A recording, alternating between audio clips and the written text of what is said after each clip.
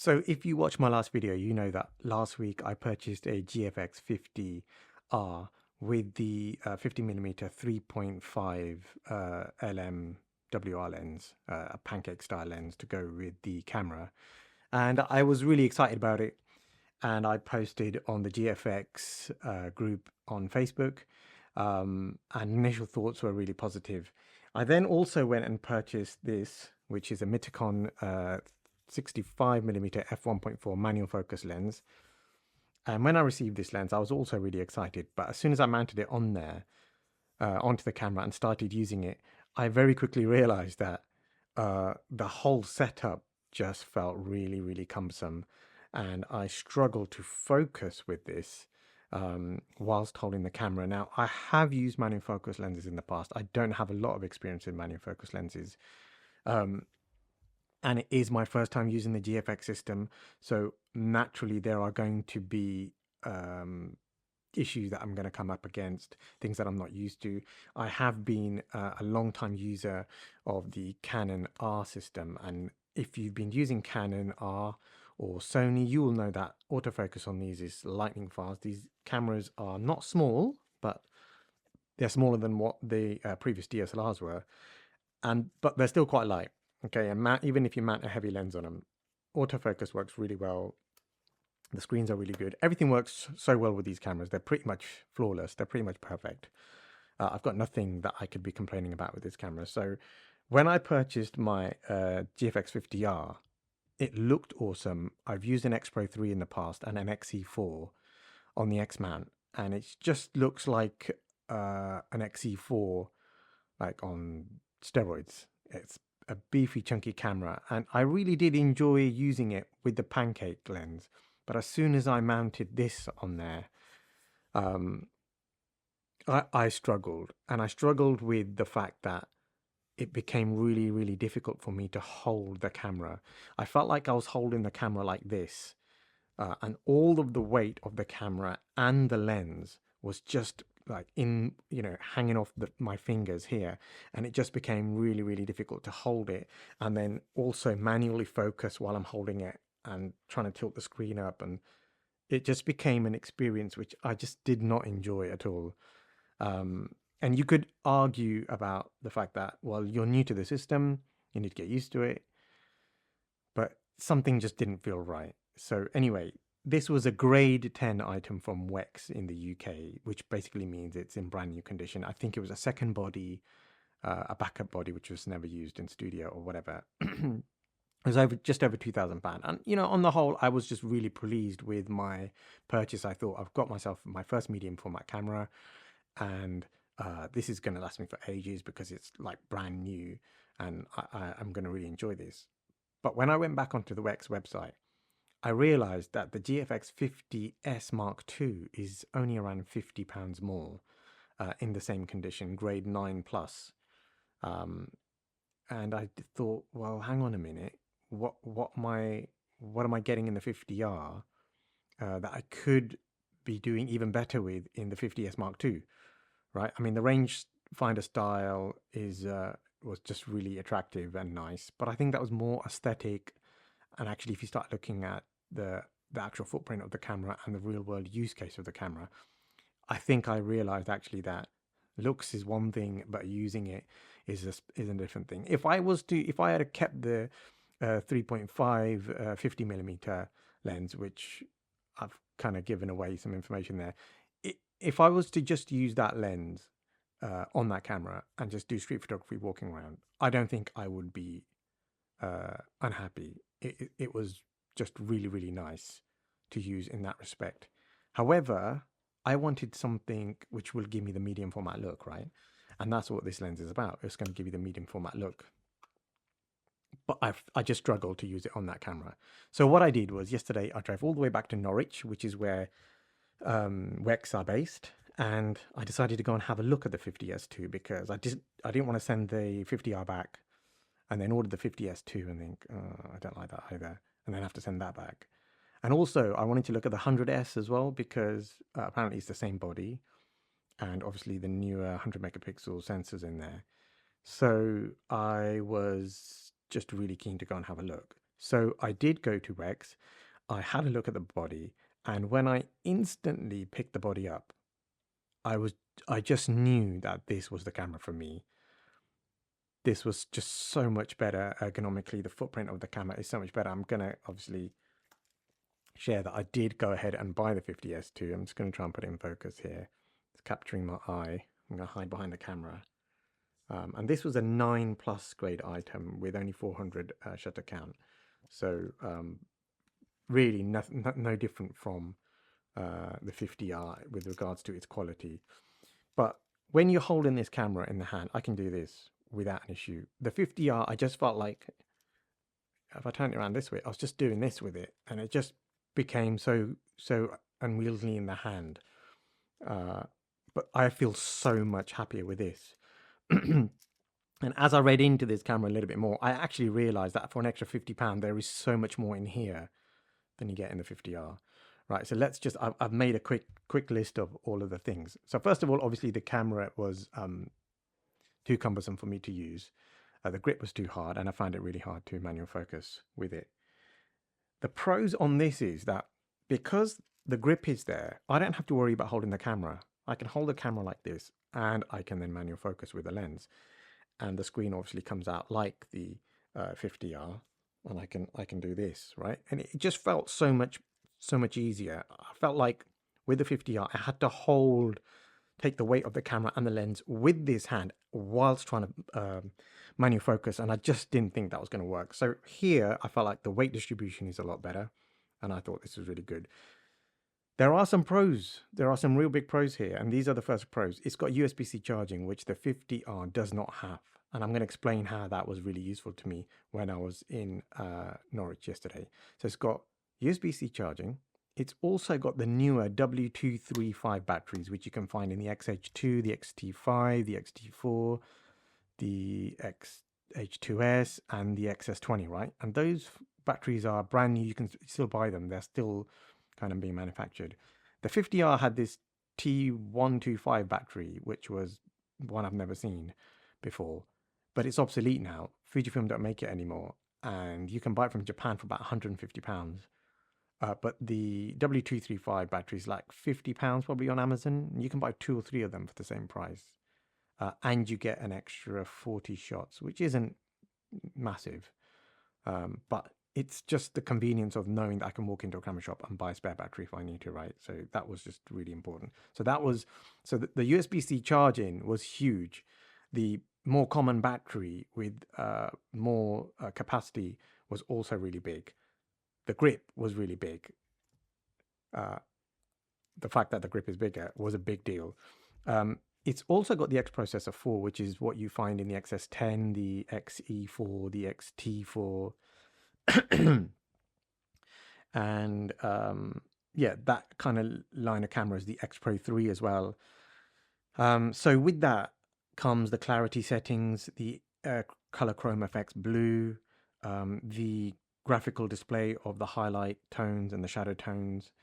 And you also get Eterna bleach bypass and nostalgic negative as well. So you're pretty much up to date with film simulations. I wish it did have Reala Ace, but it doesn't. But considering that I paid around £2,200 for this camera, I'm not going to moan about the fact that I don't have Reala Ace. And you can't have everything in a camera, right? Otherwise, you're just going to be always spending money buying a new camera.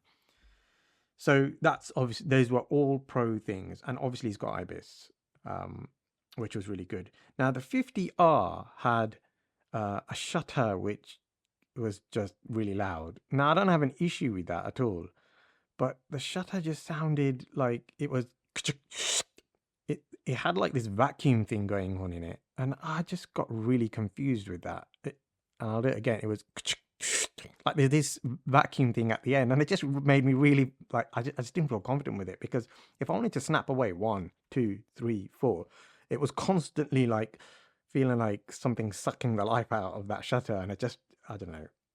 I mean, I'm sure it was absolutely fine. You know, Fujifilm make really strong cameras, so, but it felt slow, and I felt like if I've hit the shutter, has the photo been taken? Can I move the camera?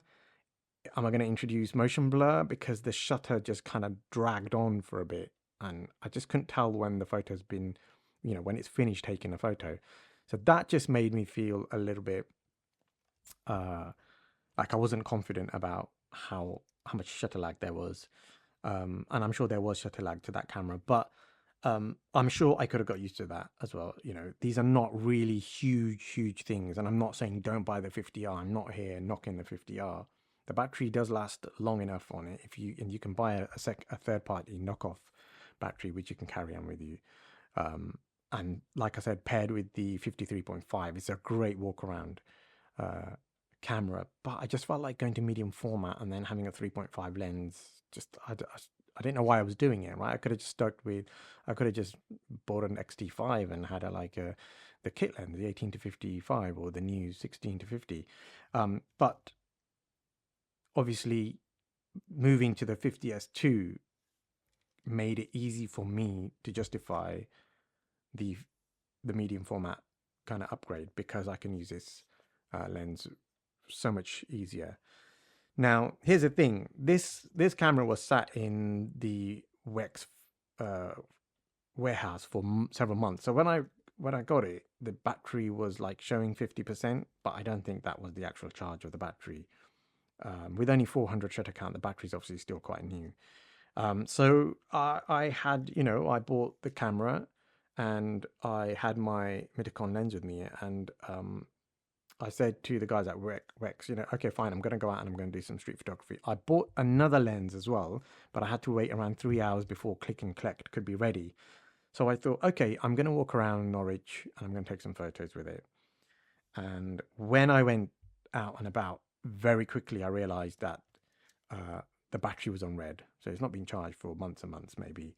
And also, IBIS was set to continuously be working even when I'm not trying to shoot. So obviously, I hadn't set the camera up properly.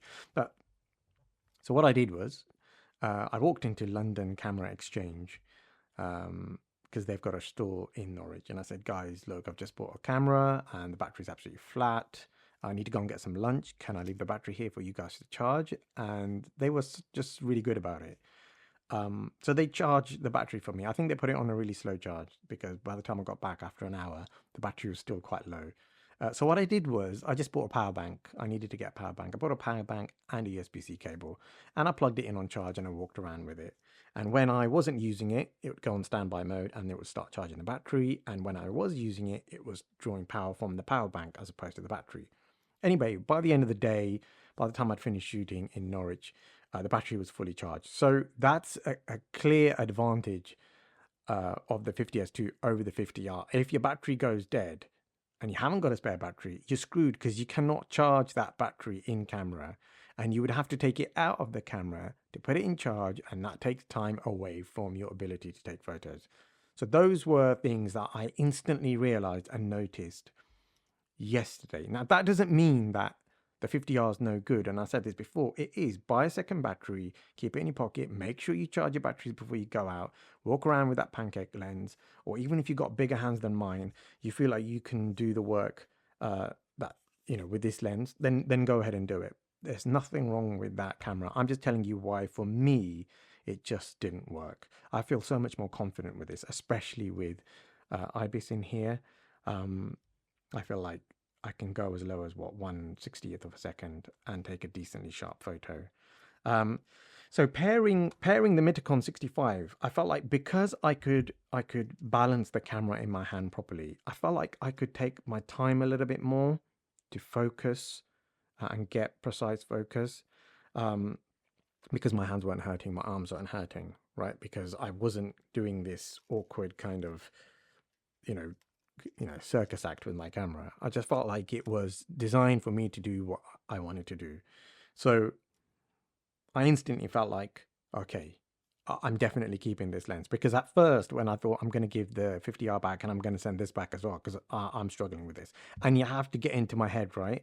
I'm coming from an R6, okay, and a 100mm macro lens and a portrait lens, and this thing just fires shots off, and I can just be like this, and everything is in focus and nailed. So going from this, I'm spoiled, to this, obviously there's a learning curve, but I felt like moving to the 50S2 just made that learning curve a little bit easier for me, made just kind of shorten the gap between the full frame system and the GFX system. Okay, we're back. The battery in my phantom powered mic ran out. So anyway, that's dealt with. So anyway, I wanted to talk about why I've actually moved to the medium format system, right? Because as far as I know, the GFX system is medium format, but it's not true medium format. I don't know the actual dimensions of a true medium format. I'm going to try and put this in there. There we go. I don't know the true the dimensions of a proper medium format camera like Hasselblad or Phase One, but it's bigger than full frame. Okay, so there's definitely an advantage to that. So here's the thing. I've been shooting Canon for several years now, and I'm going to start putting some photos up on the screen. And I've been using the 85 1.2, the RF 85 1.2 to do my kind of portraits and elopement photos. And I've actually really loved using that camera. I use the R5, the R6 Mark II. It's great. I loved it. I loved the system. I loved the way the lenses performed. And honestly, Canon have just made it so easy to photograph. And if you know what you're doing with photography, to kind of capture images. And those, I mean, the 85 1.2, I don't own it anymore. And I'll come on to that later as well. I don't own it anymore, but it's made it so much easier to photograph moving subjects and brides coming down aisles and things like that. And I love that experience. It's brilliant. And I managed to capture some beautiful photos, and the photos are going to be rolling up on the screen. However, here's the thing, right? Everybody was banging on about Canon color science.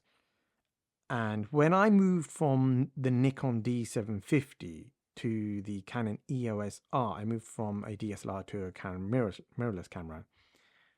I didn't really see that color science. In fact, I felt like images were coming out.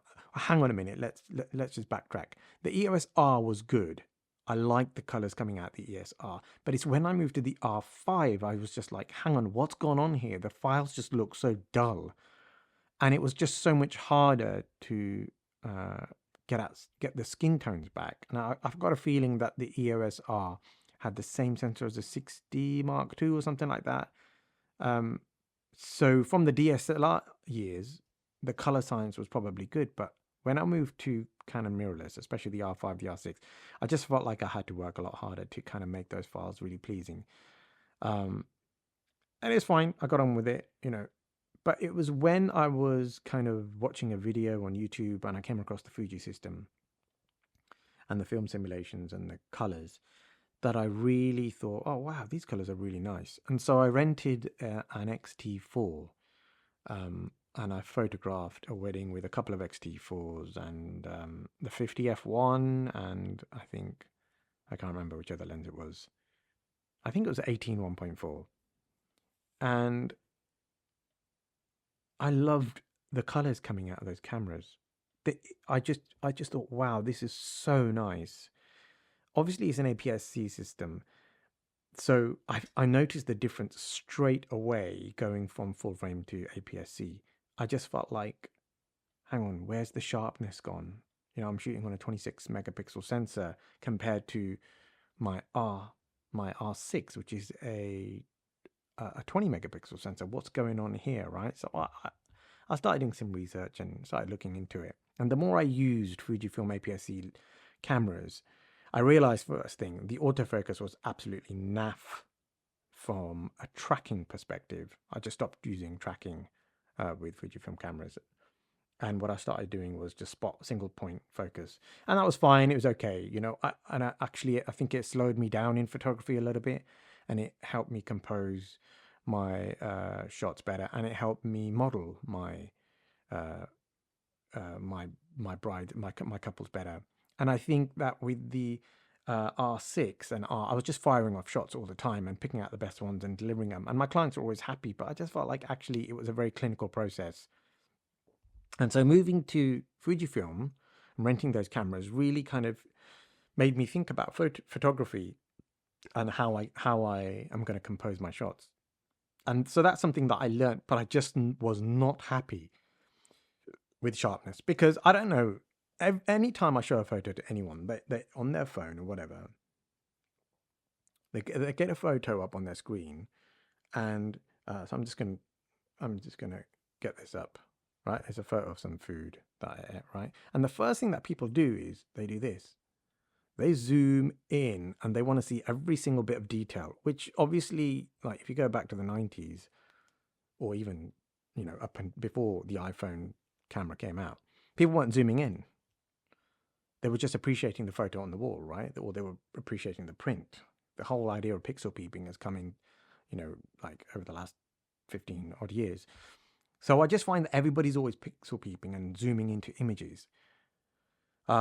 And I just thought to myself, I can't be delivering photos like this to my clients. And to be fair, I have delivered photos like that to my clients. And on the whole, no one's ever come back and complained apart from one client who's a bit of an enthusiast photographer himself and said, bro, I just noticed that these photos, they just didn't have that clarity. And he used the word clarity, and I just thought, oh, okay, here we go.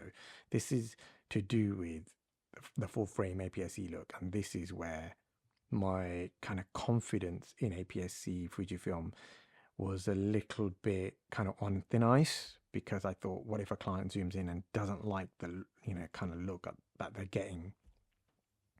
And not only that, I was editing on Lightroom and I wasn't going to move to Capture One because it's just a massive learning curve and I don't have time for it. I'm happy with Lightroom and I wanted to use it. So I ummed and ahed, and I bought a couple of Fuji cameras, and I bought the X-H2 thinking, wow, 40 megapixel sensor, things are going to get better. But it was sharper. And at first I thought the lenses aren't nailing focus. What's going on here? Just something didn't work, and I kind of just ditched them and carried on with my full frame setup. And then every time I took photos of my full frame setup, it was okay, it was fine. I liked it. My clients were always happy with it. But I wanted the colors from Fujifilm, and I thought to myself, I wish Fujifilm just kind of brought out a full frame system. And then I started looking and I realized that actually they've got something which is medium format, kind of medium format. And that's the reason why I've come to the GFX system, because I wanted that clarity, which, by the way, I am getting from this sensor. I am overly happy with the sharpness and the clarity I'm getting. The resolution that I'm getting from this sensor is brilliant. And even with the Mitakon lens, it is hard to nail focus. And at 1.4, I'm not sure how sharp this lens actually is. I usually kind of stop it down to somewhere in between like 1.6 or 1.8 or something like that. And I get more kind of reds on my peaking. And I feel like, okay, this is sharp. It's not that sharp, but for what I'm doing with the street photography side of things on this, I'm really happy with this lens.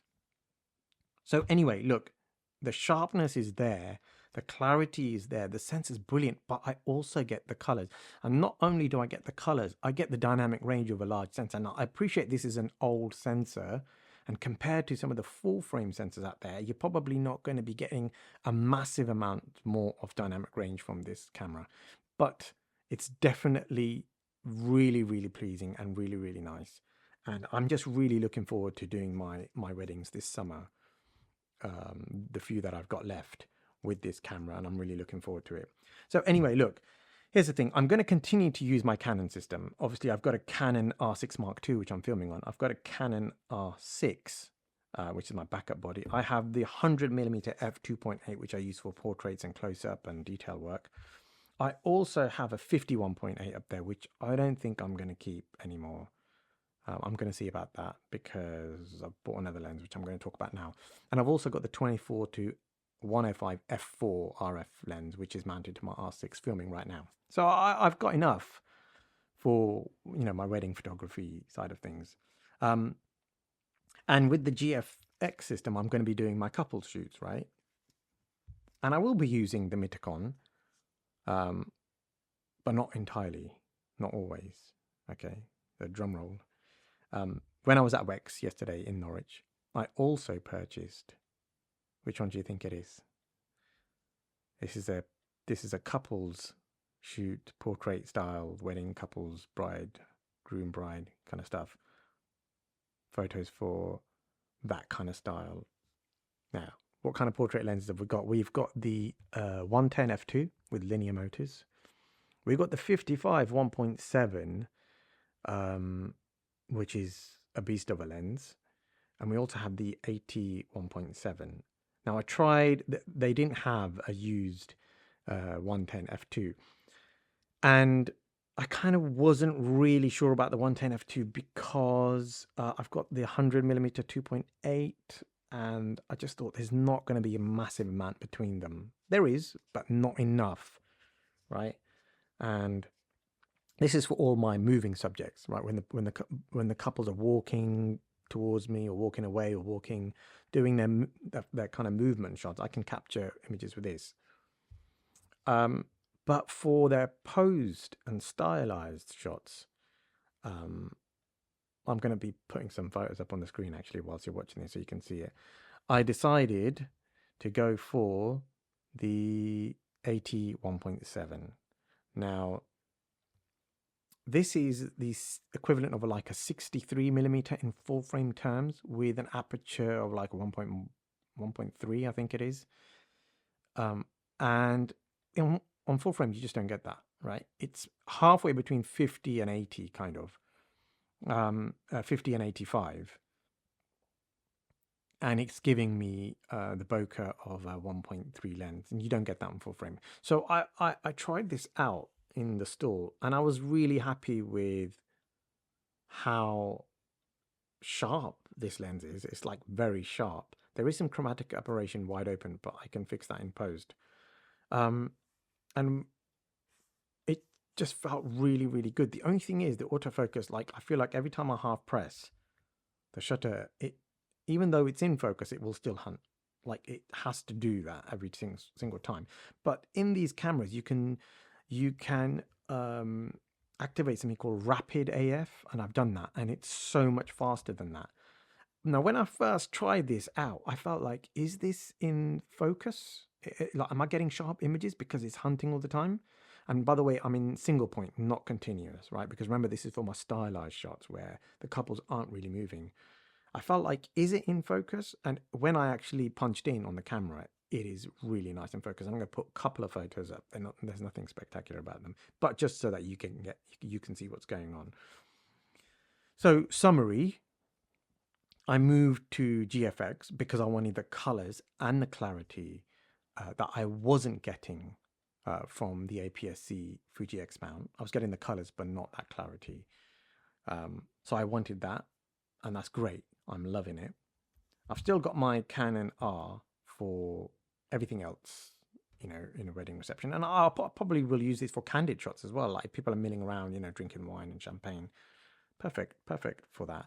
And then for my street photography, I'm going to use this, the Mythicon. So I feel really happy with this, and I feel like I'm going to be able to get out and I'm going to be able to take some really good photos. I don't see myself using this as a walk around lens. It is heavy, and this is heavier, right? So I could probably go out with this one and take some photos, but I don't want to do autofocus street photography. I like the idea of learning manual focus, and I'm looking forward to getting better and better and better at that. And I will be putting more videos up kind of with a POV style, showing how I do my photography and the kind of images I get. So yeah, that's my whole kind of reasoning behind this, and I just wanted to share this with you. I'm going to put links to my website and my Instagram so you can see some of the work that I've done. And just to give you a bit of a background, I should have maybe done this at the start of the video. I've been photographing for 20 years, but I've been doing it as a professional since 2018, and I've traveled to a whole load of countries as a photojournalist and done documentary work, especially around displaced communities. When I'm here in the UK, I do a bit of wedding photography as well, elopements and things like that. So I'm not a full-time photographer. I wish I was. I hope that I can become a full-time photographer. But at the moment, I kind of, you know, do part-time work. And the other time when I'm not doing photography, I actually teach maths for my sins. So anyway, I'm going to stop here now because I'm going to just babble on and on and on and on. I'm really, really pleased I've done this. And let's go back to the beginning of the video why I'm filming this. Moving from the GFX 50R to the 50S2, in my brain, it is a no-brainer because for the money, you're getting a list of all those things that I talked about: IBIS, faster processor, bigger, better battery, USB charging. Oh, and I didn't mention this. The EVF, I feel like it's much better on this, right? Because it's in the middle. I found the GFX one, I get it as rangefinder, and that's fine. And I loved it on my XE4 and the X Pro 3. But I just found, I found like, because I was doing the manual focus thing and holding the camera and holding up like this, it didn't work for me. But having it in the center and having this lovely eye cup resting against my glasses just makes it really nice. And the three-way tilt, guys, before I go, the three-way tilt, it's just so much. It's like, can you see I'm photographing like this? I'm manually focusing and I'm photographing like this, really close. So it just makes it easier for me, I think. Anyway, thank you very much for watching. This is my first full-length video on YouTube, so I really appreciate your time. Please leave a comment below if you are using a GFX 50R and whether you agree with me or not. I'm happy if you don't agree with me. Let me know if you've moved to the 50S2 and what your experience is. Remember, I've only had this for like a day. So I'd love to know what you guys think about the move. If have you moved, or have you always been a kind of PASM camera shooter, or are you like a staunch rangefinder kind of guy and you really want to stick to it? Tell me about your pros and cons. I'd love to hear from you. Thank you.